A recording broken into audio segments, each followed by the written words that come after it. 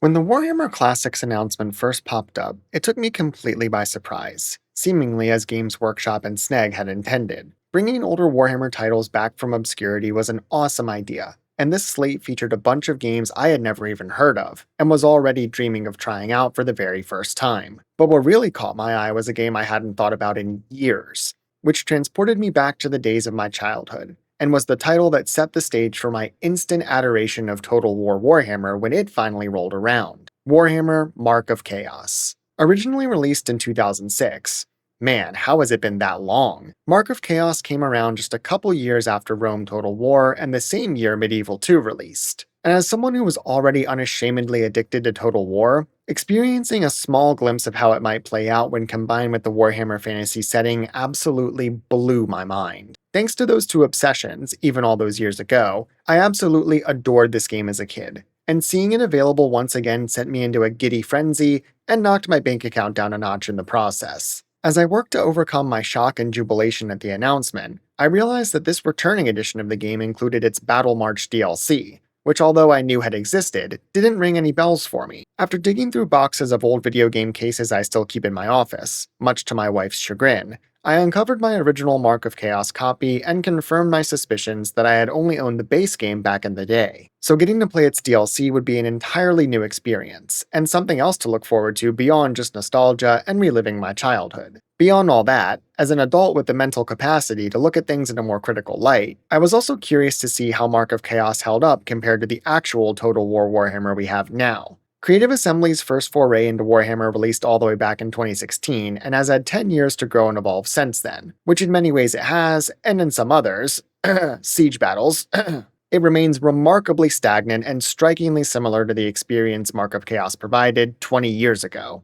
And listen, I'm not saying, oh, Mark of Chaos was the original inspiration for Total War Warhammer, it was the game that started it all, because that's simply not true. CA was already well underway with Total War back in 2006, and their first Warhammer game wouldn't release for another 10 years after. Sure, maybe Games Workshop looked at Mark of Chaos and thought, maybe we should try something like this on a larger scale. Who could help us out with that? But Warhammer Fantasy and Total War were always a match made in heaven, as the mods combining the two that predate Warhammer 1 can attest. And the same way an eventual evolution into Total War 40k was an easy, obvious win, so was the translation of Fantasy into CA's formula as well. So no, Mark of Chaos wasn't Total War Warhammer before it was cool, even though it's funny to joke about. But going back and replaying it for the first time in over a decade and picking out all the similarities, differences, and how things have changed or stayed the same over all these years was an absolute treat. Right from the start, it's abundantly clear that even 20 years ago, Black Hole Entertainment, the studio who developed the original version,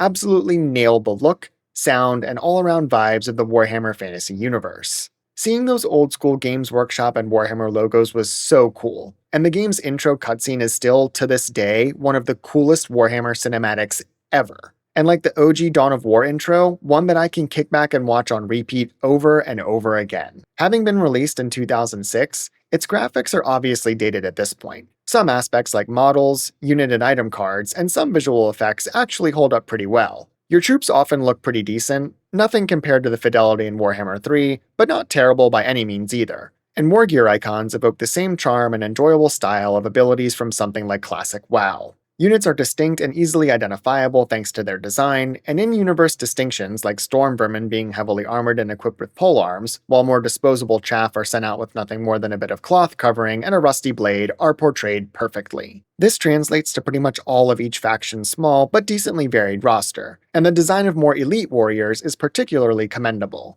As the High Elves, you'll have access to Silver Helms, Sword Masters of Hoeth, and White Lions, whose design perfectly captures the essence of their gear and purpose. Not as intricate as what we see in Warhammer, but still a damn good representation of these renowned fighters. Similarly, casting spells and utilizing your hero's abilities is also cool. Once again, not as flashy or modern, but each ability is almost always visualized perfectly, like a shield of fire covering your units in an orange glow, or a Chaos Champion's axe throw sending enemies hurtling into the sky with its impact. Where things do see a drop-off is in areas like facial models during cutscenes, which have that almost low-resolution picture of a face stretched across a head quality, and watching characters' mouths move during conversation reminded me of a jar lid opening and closing in quick succession. While faces and their animations might be rough, one area that isn't lacking is voice acting performances. There are some duds sprinkled in, where it sounds like a robocaller reading off of a script, but the main cast in particular gave it their all when delivering these lines, which also really nail the simultaneous gravitas and overblown seriousness that are hallmarks of many Warhammer Fantasy stories. I hope you can be trusted. Disobedience is in your blood. My loyalty is to the Empire alone. There are some small hiccups, like certain VA's pronunciation of Nurgle. It's not Nurgle, guys. But overall, the soundscape, including abilities, attacks, and combat, is generally solid. Its music also has some bangers, and once again perfectly captures those big, bombastic Warhammer moments with pounding drums, huge orchestral swells, and all the classic hallmarks of epic tracks one would expect from a title like this. This channeling of its source material's style also translates into battle maps and the overworld setting. The scenarios across each of the 3 campaigns feature fairly small and simple locations, but none felt uninspired or simply pulled from your average RTS with a coat of Warhammer paint hastily slapped on them. Some maps are more simple, like Empire towns or field battles, but you'll also fight across the blood-soaked Chaos Wastes, where pools of viscera and demonic cliffs dot the landscape, or cool underground Skaven warrens with industrial pipes and leaking warpstone, which is honestly more detailed than some of the one-lane underground maps we see in Total War Warhammer. This quality also extends to the greater campaign map, and while these stories are contained to a small subset of the Warhammer world's human empire, the presentation of this specific area, while lacking almost all of the fantastic detail that makes Total War campaign maps so enticing, was cool nonetheless, and I particularly appreciated things like the Talabayam crater, or how the map itself evokes the same visuals as an ancient hand-drawn document. Overall, Black Hole absolutely nailed the Warhammer Fantasy vibes at every level. And while nowhere near the detail, fidelity, and scope we're blessed with in Total War, it's awesome to look back and appreciate just how well their team captured the essence of this universe back then. That theme also translates into the game's 3 campaigns, each of which follows a specific combination of factions and characters that are intertwined with one another and even the other campaigns as well. All 3 tales take place long before the Total War Warhammer setting, about 200 years prior, give or take depending on the lore. On that note, the game itself states that its events might not be fully canon anymore, so it's best to consider everything I'm about to describe with a big grain of salt. The first story follows Stefan von Kessel, whose family was previously stripped of their place as the rulers of the Ostermark province due to accusations of chaos worship, which he is constantly reminded of thanks to the giant brand on his face. The Empire never was known for their subtlety. Stefan teams up with a High Elf mage Aurelion to combat a new potential Chaos invasion that the Empire simply can't handle in the wake of their last clash with those evil forces. The two set off to stifle the threat before it can properly begin, fighting off orcs, undead, and of course the forces of chaos. The second campaign pulls one of those classic RTS tricks and puts you in the shoes of the other side from Stefan's story, and you'll now be controlling Thorgar the Blooded, an aspiring champion of chaos, along with his Skaven sidekick, Casquid. Their tale sees you pillaging across the Empire instead of protecting it, and while some of the same ground is retread, the exact events in their sequence are distinctly differentiated from the Good campaign, and I never felt like the content was being reused or rehashed just for the sake of padding. Both stories culminate in an epic battle at the city of Talabayam, the outcome of which determines how history plays out. If the good guys win, Thorgar dies and the world is saved, at least until the next impossibly deadly threat rolls around. On the other hand, if Thorgar is successful in sieging the city, it falls and ostensibly the Empire will fall with it. Although, as the final cutscene portends, there's actually another even larger threat looming, setting up the game's third campaign, which we'll talk about later. I really appreciated the effort towards fleshing out this snippet of the Warhammer world, and little details like different descriptions for each vendor you'll visit, thorough lore entries for characters and units, and even brief appearances from big names like Teclis and Malekith. All went a long way towards boosting immersion. Overall, both stories are generally engaging and acted out competently, with interesting characters whose motivations you can appreciate as you play through each of the 4 chapters comprising these campaigns. Stefan's story of redemption and self-acceptance is a good one, but I've always appreciated starting a Chaos Warband from nothing and building it up into a formidable force, whether it's in the fantasy setting or even 40k. And that's why Thorgar's story really grabbed me, guiding him as he acquires more followers and attention from the Chaos Gods, eventually devoting himself to one of those terrifying entities as he attempts to obtain the ultimate boon, transformation into a demon prince, was really cool to watch unfold, and both stories served as satisfying backdrops for their gameplay.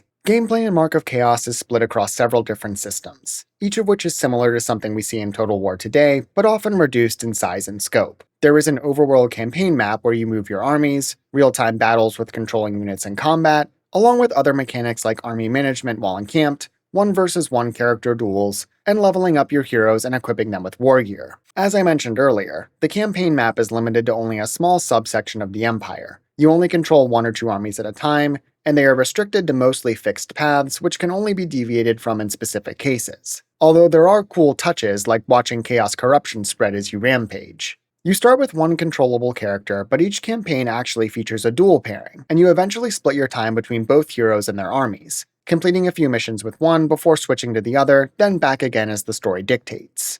There are even a few missions where you get to combine them and control all of your strongest heroes and most elite, decked-out units at once, which were always a treat. And it felt awesome to lead these armies you've spent hours with into battle as one coherent, deadly force. Each army is composed of faction-thematic units and heroes. The Empire gets their halberdiers, handgunners, and hellblaster volley guns, which are broken by the way, while things like monsters, magical weapons, and all other manner of favorites make an appearance for other factions. While you can recruit additional units beyond your starting army, I found it best to wait until the late game when you get access to elite offerings, as these higher tier forces can easily take on most of the foes you'll be facing. Units also gain experience as they fight, which gradually increases the number of models in their regimen, boosting their combat effectiveness and incentivizing their continued use. Each faction also has a small roster of heroes, everything from wizards to warrior berserkers and more. While many share abilities and buffs across specialities and even different factions, there was enough differentiation in their playstyles and mechanics to make it worth at least trying out different combinations. And seeing your heroes all decked out in late-game gear was a great feeling. Customizing your characters with this war gear, whether bought from vendors or scavenged throughout missions, was always fun and further added to the feeling of gearing up a hero like you would in an old match of fantasy on the tabletop. And figuring out the best allocation of equipment, abilities, and consumables was always a fun, if admittedly simple, puzzle. These characters can also be attached to regiments, providing helpful buffs, along with finding and equipping new war gear to boost their stats and enable more abilities, which are nothing new for an RTS, but another nice tie-in with that fantasy tabletop inspiration. While all factions generally function the same in battle, controlling the Skaven was definitely more enjoyable, thanks to the requirement of macroing your units more than any other army. And although managing your weapons teams and skirmishers did get a bit challenging at times, these brief moments of effort were some of my favorite. As you progress across the overworld, your armies will encounter different locations, like battles, settlements, duels, and optional missions. There are a few filler locations that only serve as exposition dumps before proceeding to your actual objective, but these pop up very rarely and were never a big deal. Settlements serve as pit stops between combat encounters, where you can access a variety of vendors to help gear up for the next challenge. These allow you to replenish fallen troops, upgrade your army with better weapons, armor, and morale-boosting items, along with recruiting new units and purchasing fancy items for your characters. You can also pitch your own temporary camp in a pinch, but with reduced options compared to those available in the established locations you visit. Optional missions were often the coolest and most distinct, like controlling a group of heroes with no supporting troops while navigating an undead tomb to take down their vampire leader, or escorting a dwarf caravan to safety through harrowing orc attacks, rewarding you with a unit of special artillery for your efforts. And between all of the factions you encounter, even in a minor capacity, there was even more variety than I remembered. You'll also accrue gold, spent on restoring your units, recruiting new ones, and buying those upgrades and gear. While I did have to make a few tough choices between new items or units at certain points, I never felt too strapped for cash. When reaching a battle, you'll select which units to take into combat, and while the number of regiments you'll be controlling is much reduced from Total War, this does allow you to tailor your army's composition based on the encounter in question. Although typically this boils down to picking your best units and most powerful characters and calling it a day. Once engaged, there's a deployment phase where you can arrange your units, and then the action begins, which follows the same core loop as Total War, or pretty much any other large-scale unit-based RTS. Troops move around the map, engage enemy forces, and you work towards completing your assigned objectives for that encounter. And this was unfortunately one area where Mark of Chaos was found lacking. These objectives and their associated difficulty were laughably simple and easy. In one Empire mission, your main task is to defeat a few enemy units, then spend the next few minutes tediously tearing down tents in their camp. Yeah, not great. In another, you're tasked with defending a town from attackers, which sounds pretty standard, but the game only sends 2 or 3 basic units towards the settlement at once, which you're able to easily cut down without breaking a sweat. The problem then compounds when the next wave doesn't spawn in for what felt like an eternity, allowing you to easily regroup and prepare for the next feeble attack. And the worst part was, I had to suffer through this all over again in another High Elf mission. On the Chaos side, this translates to intercepting captured relics that the Empire is attempting to hide as you advance. Sounds fun, right? Maybe it'll be like that one mission from Age of Mythology where you're playing tug of war with the enemy and fighting a desperate battle to bring the objective back to your camp. Nope. The Empire sends a few lightly guarded wagons straight down a hill into your forces. Not even the other direction, so you have to chase them down. There were some bright spots, like one mission where you're forced to advance under fire from a massive artillery battery, taking cover in ruined buildings, and then sprinting ahead while there's a break in the bombardment. But these were few and far between, and even then, still a joke to complete on normal difficulty. Despite their simplicity, these missions were all thematic, and even though a mechanic like destroying a vampire's tomb before you can actually kill him was tedious, at least it was somewhat reflective of the setting. Siege battles are also present, and man, I gotta say, has anyone ever been able to actually figure out how to make these encounters fun and engaging? Don't get me started on Total War, but in Mark of Chaos, the same concepts pretty much apply. Break down the enemy walls or climb them with ladders, capture victory points to extend the mission's time limit, and then ultimately win. These fights could be tough if you weren't paying attention and got your army wrecked by the artillery mounted on those walls, but your own bombardment prowess is equally effective, and so long as you positioned your forces properly and were good with your micro, bringing down the enemy's defenses was never very challenging. On one hand, the reduced scope of these sieges meant they were almost always small affairs, and once you broke through that outer defense and got your troops inside, it was a done deal. To be fair though, seeing the enemy's walls come crumbling down thanks to your artillery is always cool. There was a single mission that required breaching a city's outer defenses, then capturing a point within a second inner wall, which was a nice change of pace, but still never posed any significant challenge. Each campaign's final fight is the Siege of Talabayam, and while the map might feel pretty anemic by today's standards, it still felt narratively climactic and impactful, and while ridiculously easy to beat, regardless of which side I was controlling, it did feel like a fitting end to each journey. Siege battle or open field fight, many of the core RTS tenets one would expect from a title like this are present. You can utilize a small selection of formations, ranged units can fire at will, spears counter mounted units, and charging into the enemy's flank is bad for their morale. Pretty much everything you'd expect, and again, while not as robust as many modern offerings, was certainly enough to get the job done back then, and still holds up decently now. As you progress each campaign, your main characters and other heroes gain XP and level up, which you can even do in real time during the heat of battle, which is super cool, especially if you're like me and forget to do it back at camp. You can put skill points into one of 3 trees, which buff your prowess with support abilities, direct spells and attacks, or deadliness during duels. I guess I should talk about those real quick. Duels were something from my original time with Mark of Chaos that I completely forgot about, but that instantly flooded back into my brain when I bumped into my first one, and they're exactly what they sound like. One-on-one fights to the death between 2 characters. While this sounds cool in theory, these really boil down to just sitting there, spamming the same few duel-specific abilities that each character has, with effects like stunning the enemy, doing extra damage, or making your character immune to attacks, until your opponent falls. And these are all also laughably easy. I died precisely once during a duel, then just reloaded my last save, switched some gear around, and came back to finish the job. Only one other encounter, which was a fight against a literal dragon, even made me break a sweat. And this was all without even spending more than a couple of skill points in each of my character's dueling trees. Maybe it's different on higher difficulties, but for me, they were almost an afterthought. And the only reason I did the optional ones at all is because my wannabe completionist brain wouldn't let me skip them. Many of these are found during optional side quests, which are literally just a couple minutes of pressing ability buttons until the enemy dies. But they can also be triggered directly when 2 characters approach each other during an actual battle, although you're almost always better off just whittling them down with your ranged units from afar, which is both faster and more effective. Despite gameplay still feeling pretty good overall, it did give me a new appreciation for just how far RTS has come in the past 20 years, since some things like unit animations and controls definitely felt dated.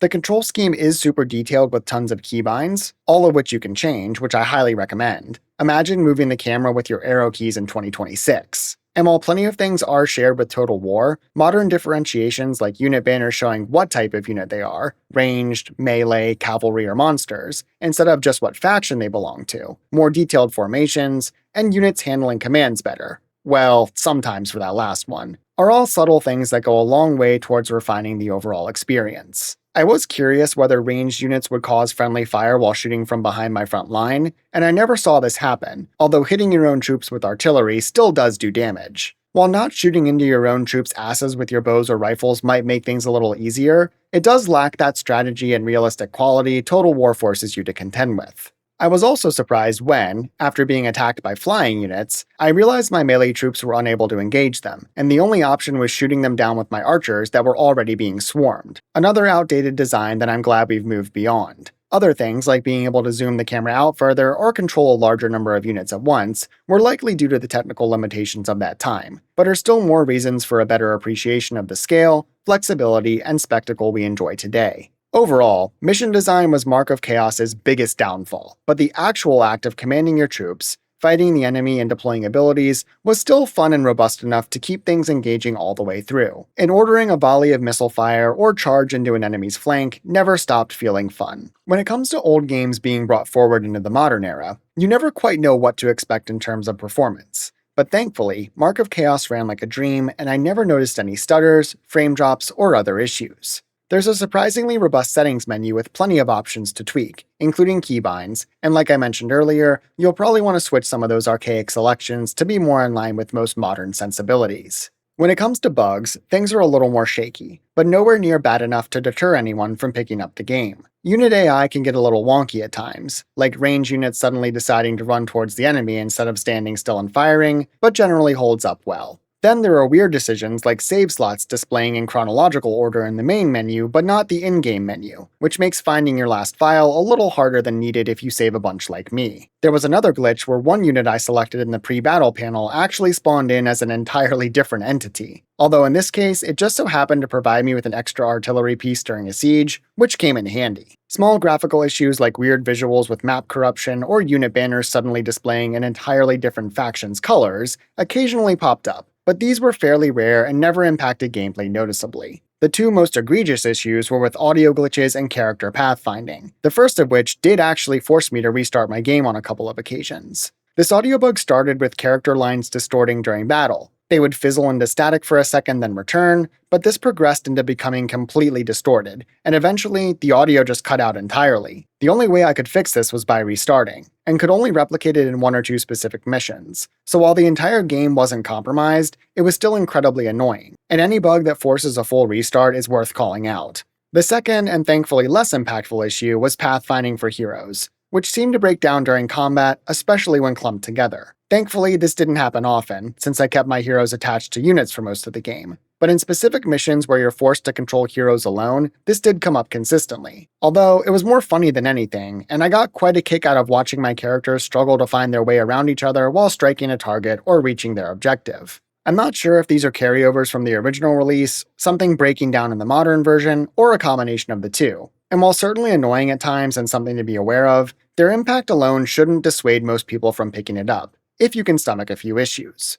Mark of Chaos's re-release is the Gold Edition, and includes the game's lone DLC. It turns out they saved the best for last, because Battle March was the most fun I had, partially because it was something completely brand new for me, but also because many of my biggest gripes with the base game were addressed. Battle March follows the same gameplay loop. Overworld maps filled with locations for your armies to gradually explore, although in this case there are only 3 chapters to complete instead of 4. However, you now oversee 2 new factions, the Orcs, which you fought a bit in the base game but never controlled, and the Dark Elves, who are entirely new on both accounts. The Orc leader, Gorbash, is set on ravaging an already weakened empire, which is actually set up in the final Chaos campaign cutscene, which I didn't remember at all, while the Dark Elf sorceress Lilith has been tasked with redeeming herself after a failed invasion of the High Elves' home. It's eventually revealed that while Lilith seems to be helping Gorbash, she's actually more concerned with using the Orcs as a primitive tool for achieving her own desires. And when she seeks to dispose of them once their usefulness has run its course,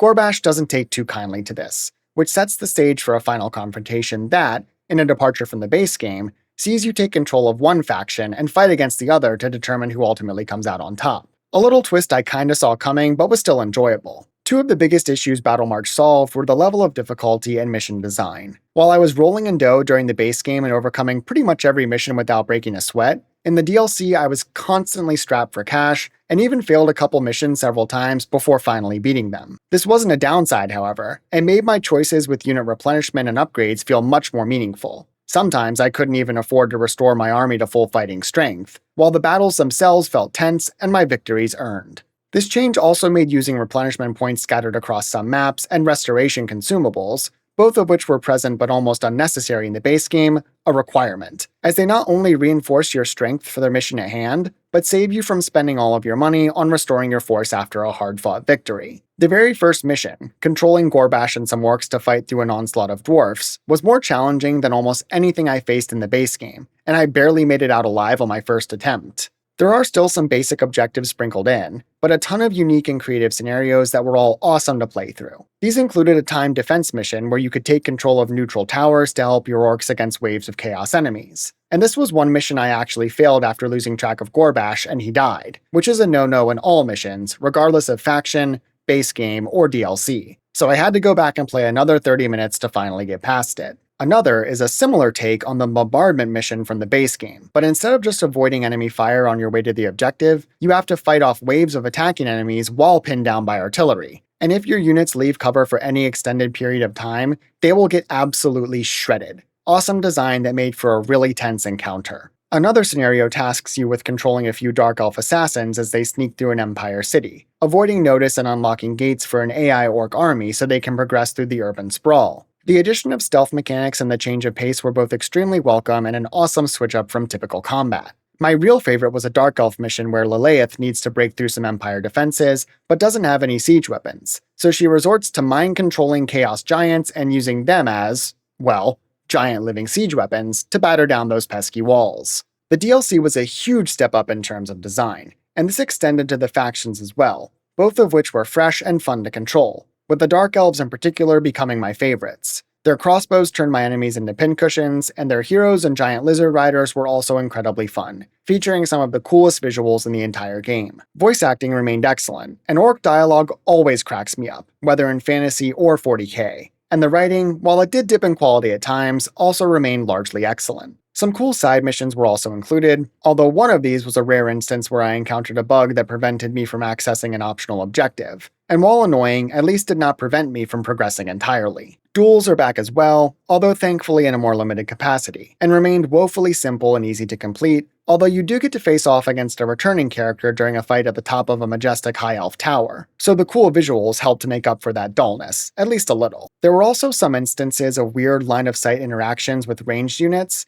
and while I was used to this from the base game and Total War, it's never fun when your damn archers won't just shoot the target you want them to. That cool final battle was the perfect finale, seeing two armies you've managed for the last 10 hours take the field against each other, and two characters you've come to know and appreciate facing off was super cool. Combined with good map design and solid difficulty, if a little easier than what I was hoping for, it resulted in an enjoyable conclusion to the storyline and a good final piece of content. Mark of Chaos took me about 30 hours to complete, with each of its 3 campaigns running about 10 hours each. The game does feature multiplayer, but only over LAN, so unless you and a few buddies absolutely adore it and want to get together and play, that won't be happening. This re-release was such an unexpected but welcome surprise, and getting to revisit it now as an adult with a new perspective, while also reminiscing on all the fond memories I had with it as a kid, was such an amazing experience. And shout out to Games Workshop and Sneg for doing the Warhammer Classics thing at all. For $15 US, it's easy to recommend Mark of Chaos to Warhammer fans, strategy fans, or those who are a little bit of both. And snagging 3 solid, if simple single-player campaigns that hold up decently well, and with only a few bugs, is an easy recommendation. If you're new to the strategy genre, and or not a Warhammer fan, I wouldn't recommend Mark of Chaos as your jumping off point, as there are plenty of more modernized titles with which to start.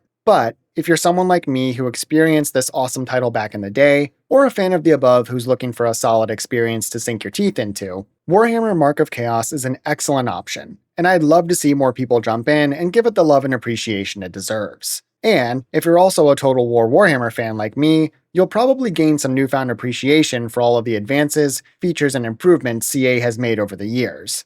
I know Warhammer 3 isn't perfect, not by a long shot, but if 10-year-old me could have seen the version of Immortal Empires that we get to play today while playing Mark of Chaos back then, I think he would have called you crazy. And I hope that franchise still has a long, long way to go too. Thanks for watching. If you enjoyed this video, make sure to like and subscribe for more gaming content, and let me know your thoughts on Warhammer Mark of Chaos in the comments below. If you played it back in the day, are you interested in revisiting it now? Or if you haven't, has hearing about it piqued your interest as a Warhammer fan or RTS enjoyer? Either way, thank you for watching. You're a real one and I appreciate you, and hope to see you in the next one. Catch you later!